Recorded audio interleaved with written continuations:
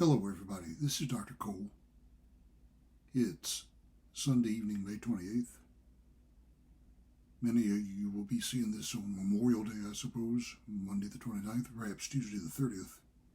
In any case, we're entering week 3 of Political Science 1013 on the 7-week summer term for 2023. All right, we've had the exam, everyone. Most students have taken the exam. If you need to make it up or take it late, please contact me. Scores were somewhat low, but at least everyone now has seen one of my exams, and perhaps you have a better idea of what to expect in the future. So I'm not too concerned about it. We have another exam coming up on the 8th, June 8th. That's a Thursday, I believe. In the meantime, on the 1st and 2nd, this Thursday and Friday, we'll be having another discussion. This discussion has to do with your media consumption habits. Okay. Everyone, announcements have gone out. There's one thing to read for the discussion and 3 more things to read for the exam. Some of these come from sites with which some of you all have had difficulty before. Once again, notice I sent an announcement out about this just a day or two ago. Okay. When you get those messages, please click on those links to confirm that you can access the material, and if you cannot, please contact me. Remember, I don't expect you to pay a subscription fee or anything to access any of this material. If you have trouble getting it, if you run into a paywall, contact me. I will see to it that you get the material. So please don't feel that you're required to pay for any such thing. Okay, we'll get the material to you. Now, for the second exam, the midterm, coming up on the 8th, we have 2 units to work on. Unit 3 on the media, Unit 4 on the Constitution. Now, Unit 3 is a relatively short unit. What we're trying to accomplish in Unit 3 is a couple of things mainly. Number 1, we want to look at the media landscape. And these days we refer to that as consisting of old media and new media. Old media consisting by and large of newspapers and television. New media consisting of internet-based media and social media. Okay? So it looks as though new media is pushing aside old media to an extent, but to what extent? Okay? So we want to look at what some of the major outlets are, the major sources of news for Americans, and how that landscape is shifting under our feet all the time. Okay? So new media versus old media, the various media outlets that make up Americans' media diet. Then we want to discuss some questions that arise with regard to news coverage. We emphasize that most media outlets are commercial for-profit enterprises, and this may impact their decisions about coverage.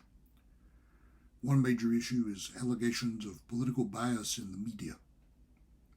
Now, it's worth noting there's more conservatives than anybody else. They're not quite a majority, but we'd say they're a plurality. There are more conservatives than there are liberals. There are more conservatives than there are middle-of-the-roaders. And conservatives frequently will complain that media are biased against them. You've heard much discussion of the news media in our region of the country. You may have run across some of these complaints. Okay, so we want to try to address that insofar as we can. Okay,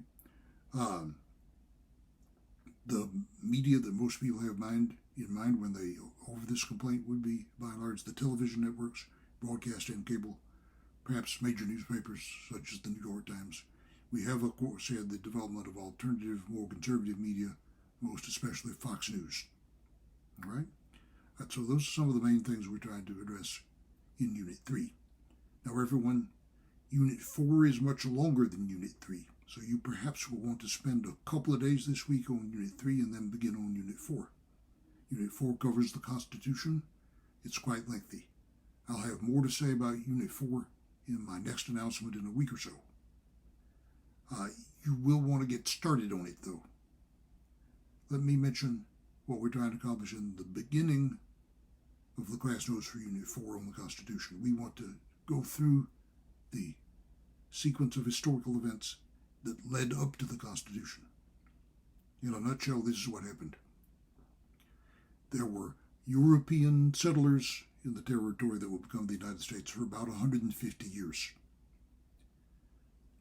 A situation arose with regard to what we call the French and Indian Wars that compelled the British to exert more direct control over the colonies than they had for some time.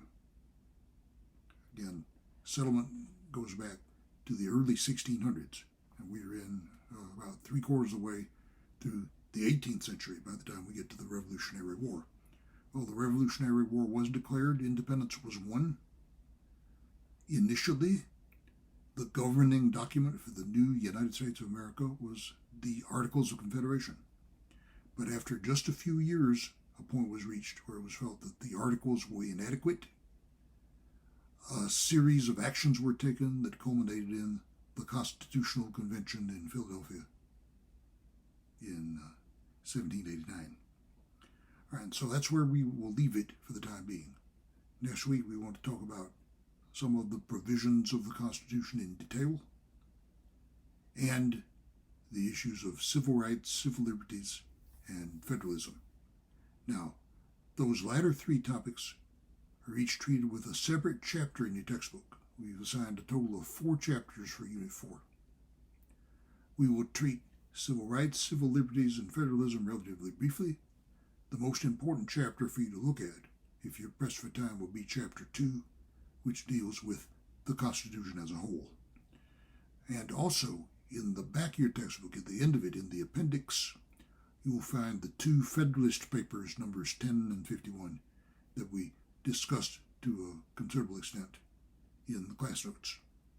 Please take a look at those if you possibly can. What you find in the class notes will kind of give you a reader's guide to the 2 Federalist papers that are in the Appendix 3 textbook.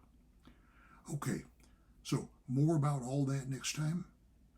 In the meantime, there will be a discussion this Thursday and Friday, the 1st and 2nd, that I hope you will take part in, leading up to our next exam, the midterm, on June 8th.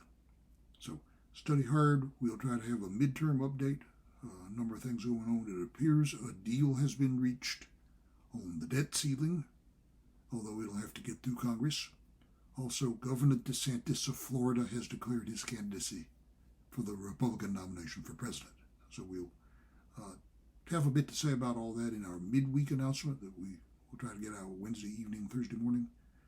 And we'll be talking to you once again a little more about Unit 4 about a week from now. So study hard. I hope you will take part in that discussion.